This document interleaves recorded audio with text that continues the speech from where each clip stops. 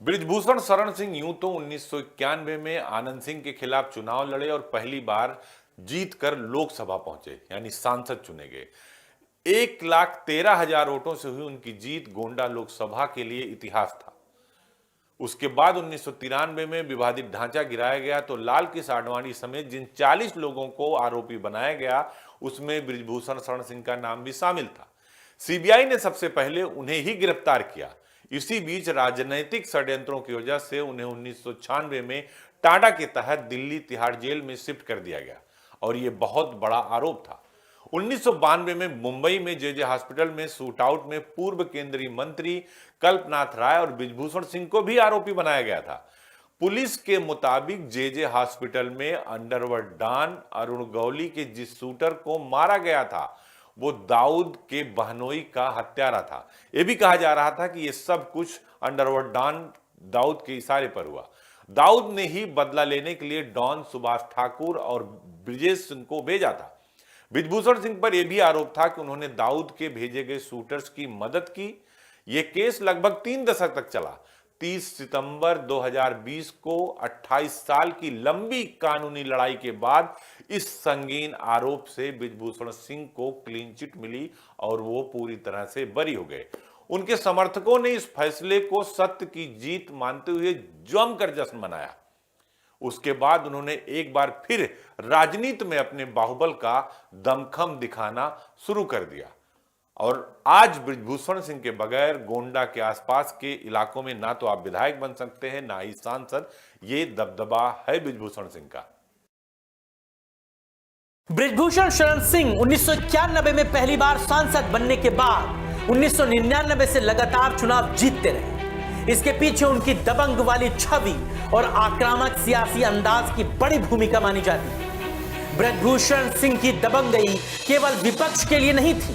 2004 में जब तत्कालीन मुख्यमंत्री मायावती ने गोंडा का नाम बदलकर लोकनायक जयप्रकाश नारायण नगर करने की घोषणा की तो बृजभूषण ने भारी जनसैलाब के बीच इसका विरोध किया। वो गोंडा का नाम बदलने के मुद्दे पर तत्कालीन मुख्यमंत्री मायावती से भिड़ गए।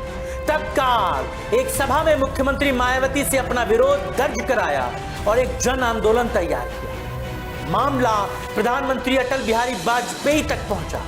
पहला चुनाव गोंडा लोकसभा लड़े, वो सफल हुए। दूसरा भी गोंडा लोकसभा लड़े और उसके बाद एक चुनाव वो बलरामपुर उनको भेज दिया पार्टी ने।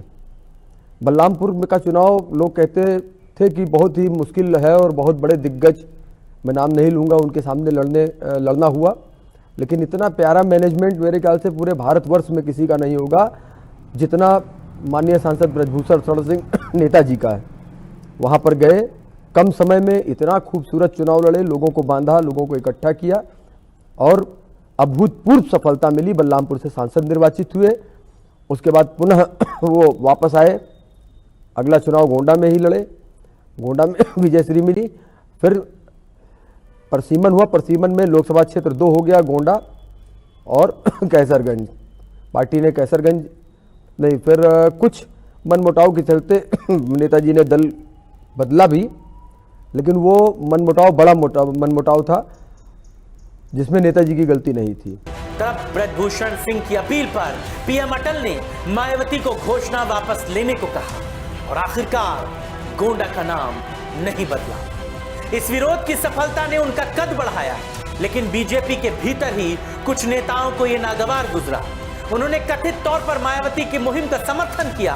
राजनीतिक वर्चस्व की इस लड़ाई को जीतने के बाद बीजेपी और बृजभूषण सिंह के बीच मनभेद तक पहुंच गए। परिणाम स्वरूप बृजभूषण सिंह को 2009 में पार्टी छोड़नी पड़ी और उन्होंने समाजवादी पार्टी का दामन थाम लिया। उन्होंने समाजवादी पार्टी का दामन थामा और कैसरगंज लोकसभा चुनाव से ताल ठोक दी। कैसरगंज से वो 63,000 वोटों के अंतर से जीते। पार्टी भले बदल गई हो, लेकिन बृजभूषण सिंह के सियासी कद और उनके बाहुबल पर कोई असर नहीं पड़ा। वो 63,000 वोट से जीतकर संसद पहुंचे, लेकिन समाजवादी पार्टी के साथ उनके वैचारिक मतभेद खुलकर सामने आने लगे। लिहाजा 2014 के लोकसभा चुनाव में करीब 6 महीने पहले मुलायम और अखिलेश यादव का साथ उन्होंने छोड़ दिया और दोबारा वो बीजेपी में शामिल हो गए।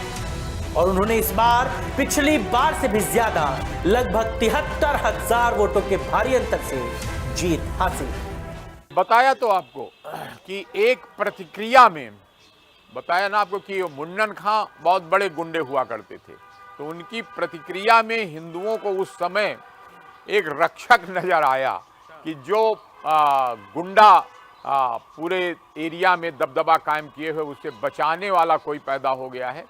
तो इस प्रकार से ब्रजभूषण सिंह का गोंडा की राजनीति में उदय हुआ था।